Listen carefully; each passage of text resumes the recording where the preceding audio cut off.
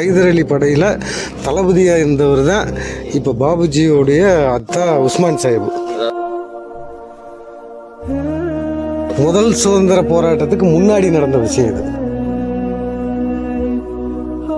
கோபால் நாயக்கர் இவர் படைத்தளபதியாக போய் அங்கே சிவகங்கை மீட்டு கொடுத்ததுனால இவருடைய திறமையை கண்டு கோபால் நாயக்கர் வந்து படைத்தளபதியாக இங்கே விருப்பாட்சிக்கு கோபால் நாயக்கர்கிட்ட கொடுத்துட்டு போயிடுறாருங்க. கிழக்கு இஸ்லாமியர் போயிட்டு வந்தார் இல்லைங்க, அந்த இஸ்லாமியர் இவர் தானே. ஆயக்குடியில் அவருடைய தலையை சீவிடுறாங்க. அந்த தலையை சீவினதுக்கப்புறம் குதிரையில் லகான் பிடிச்சவாக்கில் மதுரையில்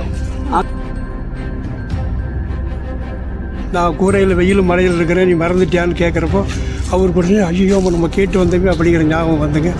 வந்து என்ன பண்ணுறாரு,